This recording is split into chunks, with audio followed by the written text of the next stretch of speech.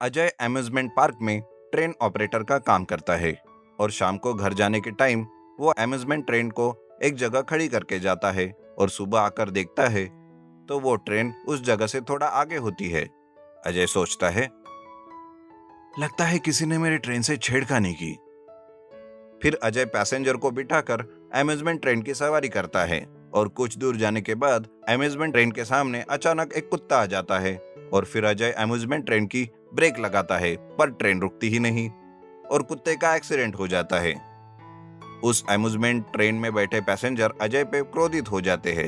एक पैसेंजर कहता है, अरे कैसे ऑपरेट कर रहे हो? ब्रेक नहीं लगा था सर, मैं क्या करूं? ब्रेक नहीं लगा था कि तुम नहीं लगा पाए? चलो भाइयों, नहीं तो ये सबकी जान खतरे में डाल देगा। सभी लोग उसके ट्रेन से उतरकर चले जाते हैं। अजय बहुत निराश हो जाता है और कहता है, सही टाइम पे ब्रेक लगाया था पर ट्रेन नहीं रुकी। किसी मैकेनिक को बुलाकर इसे चेक करा देता हूँ। फिर अजय जाता है और मैकेनिक को बुलाकर लाता है। उस ट्रेन को चेक करने के बाद मैकेनिक कहता है, अरे साहब, इसमें तो कोई प्रॉब्लम नहीं है। ये कहकर मैकेनिक वहां से चला जाता है और अजय फिर से अम्यूजमेंट पार्क में आए लोगों को अम्यूजमेंट ट्रेन की सैर कराता है और कुछ देर बाद अम्यूजमेंट ट्रेन अपने आप फास्ट हो जाती है और वो इतनी तेज दौड़ने लगती है कि सभी पैसेंजर अजय पे गुस्सा करते हैं। अजय बहुत कोशिश करने के बाद ट्रेन को स्लो करता है पर ट्रेन स्लो ही नहीं होती और फिर अचानक से रुक जाती है। ये देखकर पैसेंजर कहता है, अरे तुम्हारा दिमाग तो ठिकाने पे है ना, हम मौत की सवारी नहीं करने आए। ये कहकर लोग चले जाते हैं। अजय रोने लगता है। तभी वहां पर एक तांत्रिक आ जाता है।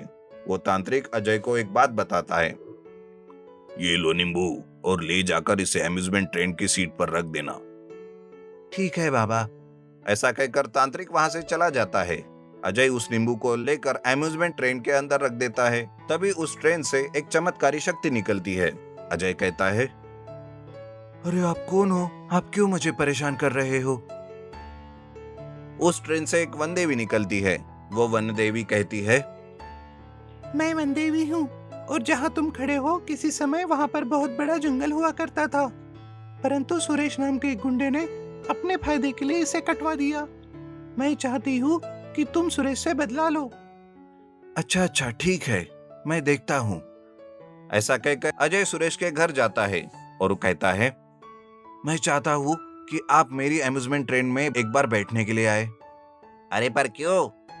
अगर आप जैसा आदमी मेरी ट्रेन में एक बार बैठेगा तो मैं धन्य हो जाऊंगा। अच्छा ठीक है, कल आता हूँ। ये कहकर सूरज दूसरे दिन आकर उसकी ट्रेन में बैठ जाता है। अजय वही साइड में खड़े हो देखता रहता है।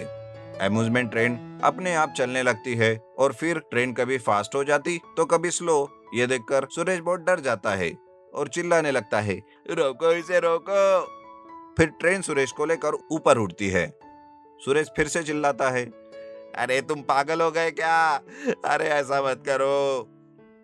तभी अचानक सुरेश के सामने वन देवी प्रकट होती है। वो कहती है, किसे आवाज दे रहे हो सुरेश? कौन है? तुम कौन हो? कौन हो तुम? मैं वन देवी हूँ। अरे पर मैंने तुम्हारा क्या बिगाड़ा है? क्यों तुम मेरे पीछे पड़ी हो? तुमने इतने बड़े जंगल को काटकर मुझे ही नहीं बल्कि पूरे मानव जीवन को हानि पहुंचाई है। मुझे माफ कर दो, आगे से मैं ऐसा कभी नहीं करूंगा। माफी तो तुम्हें तब मिलेगी जब तुम पेड़ लगाओगे। मैं ये साफ करूंगा। प्लीज प्लीज, मैं पेड़ लगाऊंगा, लेकिन मुझे माफ कर दो। फिर वनदेवी सुरेश को छोड़ देती है और सुरेश बहुत सारे पेड़ लगाता है। गंगापुर नाम का एक गांव था। वहां पर ओमकार नाम का बस ड्राइवर रहता था। गांव से शहर जाने के लिए उसकी ही एक बस थी। इस बात का उसे बड़ा घमंड था। और तो और बस चलाने में उसे बहुत आलस भी आता था। एक बार वो टीवी पर एड में इलेक्ट्रिक वाहन के फायदे सुनता है। फिर वो अपनी पुरानी बस को बेचकर इलेक्ट्रिक बस खरीदता है। फिर तो ओमकार का लालच और घमंड और भी बढ़ जाता है। एक बार बस में वो सो रहा था, तभी एक लड़की कहती है, भैया भैया उठो ना, जल्दी जल्दी करो भैया, आज मेरा शहर में इंटरव्यू है भैया। बेटा मुझे अस्पताल जाना है बेटा, जल्दी करो नहीं तो अस्पताल बंद हो जाएगा। अरे क्या किड़किड़ लगा के हो, इतनी ही जल्दी है तो पैदल जाओ, लेकिन मेरा दिमाग मत चाटो। इस तरह ओमकार हमेशा अपनी मनमानी करता था। बेचारे लोग भी उसका इंतजार करने के सिवाय कुछ नहीं कर पाते थे। ओमकार के पास इलेक्ट्रिक बस होने की वजह से लोग भी उसके बस से आना जाना पसंद करते थे। ना ही कोई आवाज और ना ही कोई पोल्यूशन।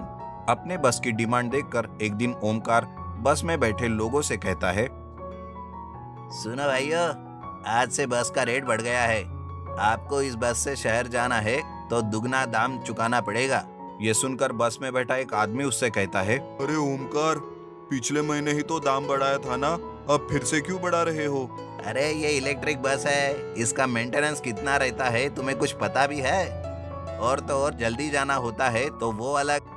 अगर आप लोगों को नहीं देना होता ज्यादा पैसे तो उतर जाओ और किसी दूसरे वाहन से चले जाओ, मुझे कोई प्रॉब्लम नहीं। ओमकार हमेशा इसी तरह से लोगों से बात करता था, लेकिन कोई कुछ नहीं कर पाता। घमंड और लालची स्वभाव के कारण वो बस में ज्यादा लोगों को बिठाता था। एक दिन एक मोटा आदमी बस में आता है। उसे देख ओमकार उसे रोकता है और कहता है, अरे अरे रुको भाई, कहाँ जा रहे हो? अरे भाई, मुझे शहर जाना है आपकी बस से। अरे भाई, तू बस में बैठ गया तो दो दो आदमी की जगह लेकर बैठोगे, इसलिए अगर तुम्हें बैठना है तो 3 गुना ज्यादा दाम चुकाना पड़ेगा। अगर मंजूर है तो बैठो। वो मोटा आदमी ओमकार की बात मान लेता है और उसकी इलेक्ट्रिक बस में बैठ जाता है। वो ओमकार का लोगों के साथ बर्ताव देखता है। इलेक्ट्रिक बस शहर जाते समय एक जगह रुक जाती है। उस बस में ओमकार और पैसेंजर लेता है। वहीं पर बैठा एक पैसेंजर उसे कहता है, अरे ये ओमकार अपनी बहुत मनमानी करता है, इसे ना कोई सबक सिखाने वाला मिलना चाहिए। जैसे तैसे कर बस शहर पहुंच जाती है। तभी स्टॉप पर वो मोटा आदमी कहता है, ओमकार, आज से तुम बस नहीं चला पाओगे। अबे तू कौन होता है भाई ये कहने वाला, और तेरा मतलब क्या है? मैं एक ट्रैफिक इंस्पेक्टर हूँ। मुझे तुम्हारे बारे में बहुत शिकायतें आई थी, बस यही देखने मैं तुम्हारी बस में बैठा था, समझा? अरे ट्रैफिक इंस्पेक्टर साहब, मुझे माफ कर दो। मैं आज के बाद अच्छे से बस चलाऊंगा और बस में जितनी सीटें हैं उतने ही पैसेंजर लूंगा। प्लीज मुझे माफ कर दो। लेकिन ट्रैफिक इंस्पेक्टर उसकी एक भी बात नहीं सुनता और अपने हवलदार को वो बुलाता है। ओमकार को अरेस्ट करता है और उसका ड्राइविंग लाइसेंस भी वो रद्द करवाता है और जल्द ही गवर्नमेंट की बस गांव वालों के लिए शुरू करता है। इस तरह से गांव वाले भी बड़े खुश हो जाते हैं और घमंडी इलेक्ट्रिक बस ड्राइवर का घमंड वो उतार देता है। दुर्गापुर गांव में एक दिन एक बैंक का ऑफिसर आया और गांव के सरपंच से मिलकर उसने सरपंच को एटीएम मशीन लगाने की पहल की। सरपंच ने भी गांव में बैंक ना होने के कारण गांव वालों को होती परेशानी को ध्यान में रखकर एटीएम के प्रस्ताव को मंजूरी दी। कुछ ही दिनों में एटीएम का उद्घाटन गांव के सरपंच के हाथों कराया गया। लेकिन एक समस्या आ गई थी कि एटीएम की चौकीदारी के लिए कोई आदमी चाहिए था, जिस पर सरपंच ने बैंक ऑफिसर से कहा, ऑफिसर साहब, एटीएम तो लग गया, लेकिन चोरी चकारी को देखकर इस एटीएम की चौकीदारी के लिए भी कोई आदमी नियुक्त कीजिए। बैंक ऑफिसर ने कहा, ठीक है सरपंच जी, मैं वापस ऑफिस जाता हूं और कल ही एक चौकीदार यहां पर नियुक्त करता हूं। दूसरे ही दिन एक चौकीदार एटीएम मशीन के पास आया और वह चौकीदारी करने लगा। थोड़े ही देर में गांव का एक आदमी सचिन वहां आता है और कुछ रुपए निकाल लेता है और बोलता है, ये गांव में एटीएम लगवाकर सरपंच जी ने हमारा बहुत ही भला किया और साथ ही चौकीदार भी लगवा दिया। कितनी अच्छी बात है, वाह वाह। ऐसे ही रोजाना लोग एटीएम मशीन में आकर पैसे निकालने लगे। तभी एक दिन प्रशांत नाम का एक आदमी एटीएम से पैसे निकालता है और देखकर चौंक जाता है। अरे ये क्या हुआ? ये नोट तो नकली है। अरे चौकीदार भैया, जरा देखो इधर, ये नोट तो नकली है। तभी चौकीदार कहता है, साहब, मुझे कुछ नहीं पता इसके बारे में। आप चाहे तो गांव के सरपंच जी से इसके बारे में बात कर सकते हैं। ठीक है बोलकर प्रशांत वहां से चला जाता है। फिर दूसरे दिन भी गांव का नागराज नाम का एक आदमी एटीएम से कुछ रुपए निकालता है और वो भी नोट को देखकर एकदम चौंक जाता है और कहता है, अरे चौकीदार, ये नोट तो नकली है, ऐसा कैसे हो सकता है? एटीएम से कभी निकाला हुआ नोट नकली हो सकता है क्या? मुझे पता नहीं साहब, आप कृपया करके सरपंच जी से इस बारे में बात कीजिए। ठीक है कहकर नागराज वहां से चला जाता है। देखते ही देखते गांव के काफी सारे लोग एटीएम से रुपए निकाल लेते हैं और सारे लोगों की एक ही समस्या रहती है कि एटीएम से नकली नोट निकल रहे हैं। यह समस्या गांव के सरपंच जी के पास कुछ लोग लेकर जाते हैं। सरपंच जी, एटीएम के चौकीदार को बुलाओ। थोड़ी देर में चौकीदार आ जाता है। सरपंच कहते हैं, अरे चौकीदार, ये क्या हो रहा है? एटीएम से नकली नोट निकल रहे हैं। सभी गांव वाले कह रहे हैं, ऐसा कैसे हो सकता है? चौकीदार कहता है, मुझे इस बारे में कुछ नहीं पता सरपंच जी। अगर आप चाहे तो बैंक ऑफिसर से इस बारे में बात कर सकते हैं। ऐसा कहकर वो चला जाता है। ये देखकर सरपंच जी गांव वालों से कहते हैं, कोई भी एटीएम से रुपए नहीं निकालेगा जब तक मैं नहीं कहूंगा। मैं आज रात को ही बैंक ऑफिसर से बात करता हूं। रात को सरपंच बैंक ऑफिसर को फोन करता है। हेलो, हाँ ऑफिसर साहब, मैं गांव का सरपंच बात कर रहा हूं। गांव वालों की शिकायत है कि एटीएम से नकली नोट निकल रहे हैं। क्या आप इस मामले में कुछ कर सकते हैं? हाँ, मैं कल ही गांव आता हूं और एटीएम मशीन को चेक करता हूं। आप परेशान मत होइए, ऑफिसर कहता है। दूसरे दिन गांव के कुछ लोग और सरपंच एटीएम मशीन की तरफ जाते हैं और देखते हैं कि एटीएम मशीन वहां नहीं है और चौकीदार भी गायब है। ये देखकर सरपंच बैंक ऑफिसर को फोन लगाते हैं, लेकिन उनका फोन भी बंद आता है। तभी वो लोग जिन्होंने एटीएम मशीन से रुपए निकाले थे, उनके फोन पर मैसेज आ जाता है कि उनके अकाउंट से सारे रुपए निकाल लिए। सारे लोग सरपंच से बोलते हैं, ये क्या हो गया सरपंच जी, हम तो बर्बाद हो गए। हमारे अकाउंट से किसी ने सारे रुपए निकाल लिए। आप कुछ कीजिए सरपंच जी। सरपंच सबको हौसला देकर कहते हैं, आप लोग चिंता मत कीजिए, मैं इस मामले को देखता हूं, आप परेशान मत होइए। कहकर सरपंच और सारे लोग घर चले जाते हैं।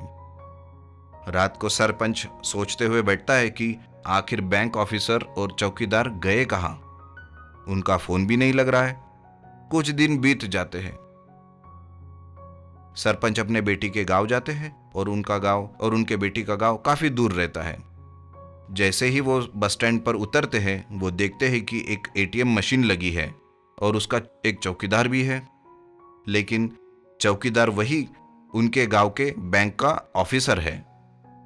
ये देखकर सरपंच परेशान हो जाता है और जल्दी से उस गांव के सरपंच के पास जाकर इस बारे में बात करते हैं। सरपंच ये सारी बातें सुनकर हैरान हो जाता है। वो कहते हैं, अरे बाप रे, गांव में काफी लोगों ने उस एटीएम से रुपए निकाले हैं। अगर उनको पता चल गया कि ये एटीएम मशीन वाला एक ठग है तो बड़ा गजब हो जाएगा। हमें कुछ करना होगा, सरपंच से कहता है। उस गांव के सरपंच और कुछ लोग एटीएम मशीन के चौकीदार से मिलने के लिए जाते हैं। सरपंच उनसे पूछता है, कहिए चौकीदार जी, कोई परेशानी तो नहीं हमारे गांव में? नहीं नहीं। फिर सरपंच पूछते हैं, इससे पहले आपने कहाँ काम किया था? मुझे आपको देखकर ऐसा लगता है कि आप किसी बैंक के ऑफिसर थे।